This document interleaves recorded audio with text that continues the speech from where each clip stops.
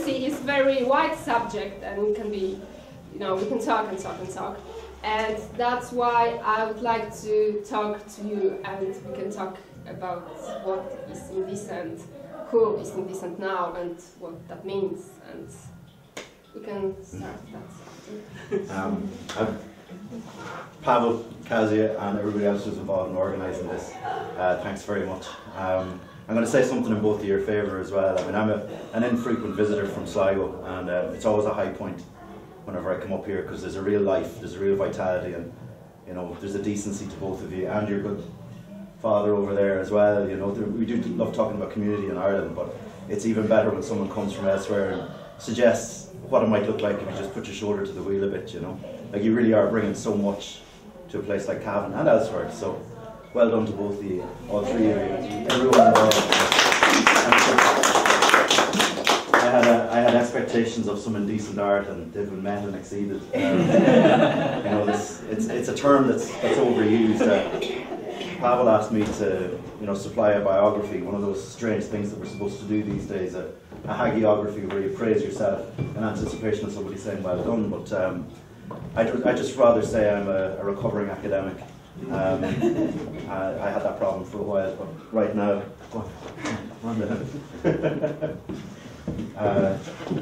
I find it's more useful to look back to certain ways of doing and thinking that were more familiar to me when I was younger. That's one of the things that Pavel and Kazia have allowed me access to. When I was a schoolboy, the indecent was my realm, you know, shocking cartoons, constantly being told, don't draw that, don't say this, don't say cock, never say cock, these kinds of things. And it was intriguing when I heard that, you know, there was going to be a space to celebrate such things. And I had to be included in some way, and we were talking about ideas, and next thing during the week there was a suggestion that I might put some ideas, how I'd relate, let's say, questions of decency and indecency to what it is that being alive in Ireland is like today. I know Kazi has invited you to read the text, but I'm going to beat you to the punch. I'm going to read it out, if you don't mind, and it'll give you some ideas, and I'm right with Kazi and Pavel about this. I mean, there's a certain amount of passive audience stuff going on until we run through it, but the idea is to elicit a response or evince some kind of a reaction from folks. And with that in mind, I've called it Indecent Art. With ripe eyes you will see. It's a subtitle I'll explain later on. My background is I'm an anthropologist, and I'm interested in, let's say, other cultured ways of engaging with the world, where, let's say, having truck with decency is a question of culture as much as anything else. As themes and titles for art exhibitions go, Indecent Art is open to all kinds of perspectives and responses, from positive and open-minded to negative and reactionary. Whatever your thinking or perspective might be, it's good to reconsider your notions of decency and indecency from time to time, maintaining the possibility of a productive or edifying change in perspective. Among other things then, art can provide us with a unique platform from which to gain new perspectives upon such matters, disrupting the lines of force that bind collectively held notions of decency and its opposite in place in our nebulous and shifting culture. The social norms, the conventions, institutions and moralities that shape or even distort our daily lives. Reflecting an awareness that the cultured realm of the everyday is a fraught, nebulous and shifting thing, art reminds us that we should not take ourselves and our perspectives too seriously. We are, after all, creatures of antic clay. We should be wary of becoming that, to quote a dreadful piece of Shakespeare here from Macbeth, becoming that walking shadow, that poor player that struts and frets his hour on the stage and then is heard no more. Our presentations might ring false as a tale told by an idiot, full of sound and fury, signifying nothing. A lucid, just and equitable moral law with a universal appeal, applicable in all circumstances, that yet remains beyond our collective reach.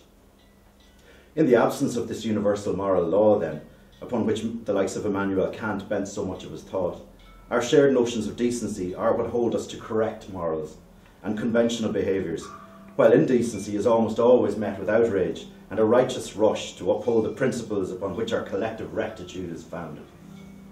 Sometimes this kind of response to breaches of decency is appropriate, but it would be better for us as a society to remain circumspect about our notions of decency. Tendentious, fraught and complex as they can be, we abide by them or not as circumstance, contingency and strategy require. For the sake of circumspection then, it might be more useful to consider the anatomy of indecency what thoughts and actions it describes and the forms that it might take, for fear of sliding sideways into reactionary and fundamentalist thought. After all, in these days of warmongering righteousness on a global scale, fundamentalist reactionaries of all stripes are determined to assert their own particular visions of how the world should be and critically how we should be within it. Instead, it may be useful to think about what indecency might offer us by way of an alternative mode of thinking and doing, of experiencing the world and of being ourselves. Living in contemporary Ireland, this is where I rant a bit, there's plenty of reason to believe that the world is being arranged in the favour of the indecent amongst us. We work to pay for public and private services and utilities that seem to get steadily worse as they rise in cost. I've got a one-man Twitter rage flame thing against O2 at the moment. We'll see how that goes, but like it, share it, retweet, you know. The poorer we are, the more we pay. You don't have enough money to pay your annual car tax all in one go. That's no problem. You can pay quarterly. It just costs more. Don't have enough money to buy your weekly shopping all in one go, or a car indeed to drive it home. No problem. You can just pay more for each of the few items you can afford as you live a hand-to-mouth existence instead. We work to compensate the financial institutions that lost money that we now know never really existed to begin with. As it turns out, these banks have been mortgaging the very reality upon which they stake their claims. Dumbfounded and abject, we're watching them raising once again their dreadful edifices in the knowledge that all of this will surely happen again. We work to become the target of intrusive and horrifying plays on our insecurities, our weaknesses and our desires, driving us to borrow money we cannot often afford for the car, the house, the body, the life we are supposed to want. Destructive as these hellish forces are, perhaps the worst thing about them is the fact that they seem both everywhere and nowhere. They exist, yet they remain intangible. We're aware of them, yet the scope of their powers and the effects defies reason. Ashen-faced and exhausted, we slouch from scandal to scandal, our cortisone levels sky high on bad coffee. I drink bad coffee. Indignant at the unpalatable, unwell from the indigestible. Raised as it often is against these horrifying and dehumanising forces, art is amongst the most effective means of destabilising and disrupting their claims and projects on the world, on ourselves. Indeed, this matter of claims and projects stands at the heart of what Michael Sandel describes as the liberal vision, which finds its roots in the philosophies of Kant and is celebrated by artists worldwide. Giving pride of place to fairness and individual rights. We've seen a charter of some of those rights to my right. Sandel sketches a liberal vision of a just society which seeks not to promote any particular ends but enables its citizens to pursue their own ends, consistent with a similar liberty for all. It therefore must govern by principles that do not assume any particular conception of the good.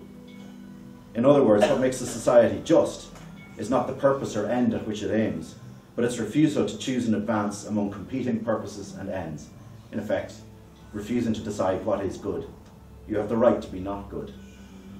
Elegant as Sandel's formulation may be, he concedes that the claim for the priority of the right over the good ultimately fails, encumbered as we are by the claims of others upon those things that we would keep for ourselves. What then of these encumbrances? Can we view ourselves as independent selves, in the sense that our identity is never tied to our aims and our attachments?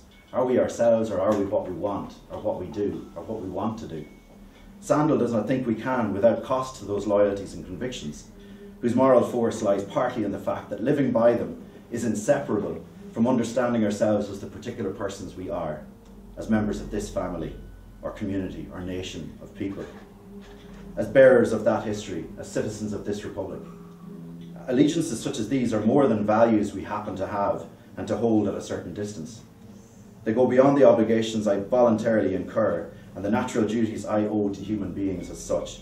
They allow that to some I owe more than justice requires or even permits, not because of agreements I have made, but by virtue of those more or less enduring attachments and commitments that, taken together, partly define the person I am.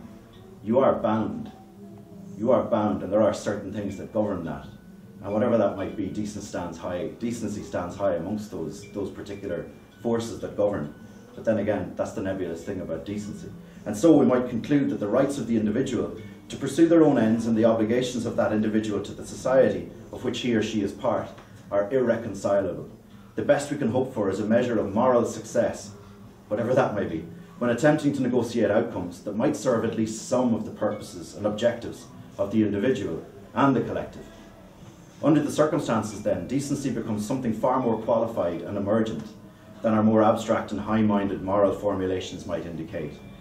It may be better and certainly more useful to wonder how to put decency into practice, to ensure that you conduct yourself properly insofar as that is practical in daily life.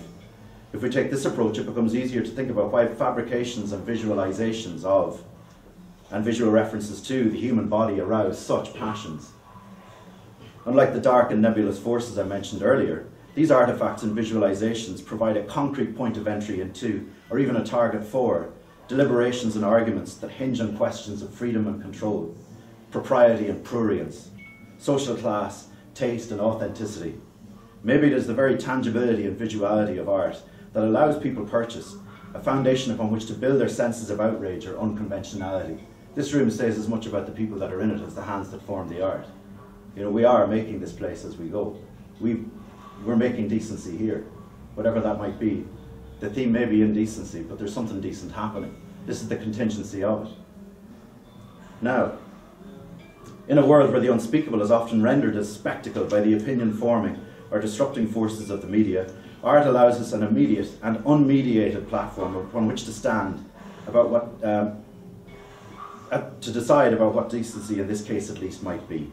Unfortunately, and as we all know, so much of what constitutes daily life is an affront to any notion of decency. Just sign up with O2 and you'll see what I mean, or, you know, turn on your tap. Considering the vested interests of the powerful and their wholesale manipulation of how the world gets to be seen, how it gets to be known, we should be careful not to censor in knee-jerk fashion the works of those who attempt to challenge this globalised indecency.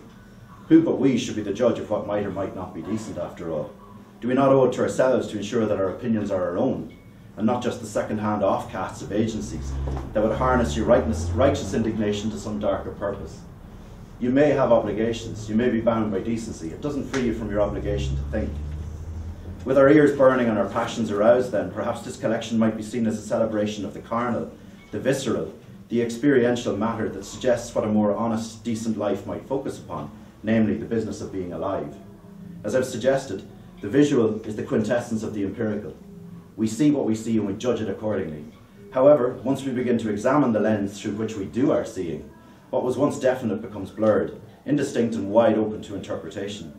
Perhaps at the fundamental level then, this is the problem that art presents to those who would control all systems of representation. Builders of frames and grinders of lenses. They demand that their restricted and restrictive meanings are circulated unchanged and unquestioned to a passive, uncritical viewership. As any practitioner of sorcery on East Africa's Swahili coast might tell you, in a world where dark powers conjure a veil to obscure and obfuscate the real world, it is the eyes that are ripe that sees furthest. With ripe eyes you will see. Growing older, part of the business of growing older, is refusing to accept what's placed in front of you, because you know it's been put there by people who don't have your best interests at heart. Accept that, and then look again. With ripe eyes you will see. With age comes wisdom, as they say. By the same lights, it is the task of the artist to explore those fundamental parts of our human morality, where love and duty, rage and lust, eroticism and horror, abjection and honour, shame and propriety are formed in the eye that sees, the heart that feeds and the hand that mocks. If there is to be some unshakable ground for a universal morality, why not then consideration? Why not tolerance? On the day that's in it, might we not consider how love might be another name for tolerance, for hospitality? Where art is concerned, tolerance means a movement away from a restrictive and censorious notion of decency in the evaluation of art. Must art have value? Must it be decent? For the eyes that see and the heart that feeds on the products of the artist's mock-ups and mockeries, the allowance of artistic expression that may not appeal to your sensibilities should, in the spirit of tolerance and hospitality, of decency, be welcomed for what it is. Finally, we might wonder what makes this an exhibition of indecent art. I suggest it is indecent for its refusal to conform to and reproduce the forms and notions that require an unthinking obeisance to fundamentalist assumptions about what constitutes the good in our society. There is much that is not good about our society, its politics and its administration. So how better to address these problems than by means of our eyes? In so doing, we can appraise the true value of art that refuses to deal in the currency of categoric and exclusive or even exclusionary definitions and meanings. After all, there is nothing more frustrating to the purposes of the venal and indecent powers that would circumscribe and define our lives, our very selves. Thank you very much.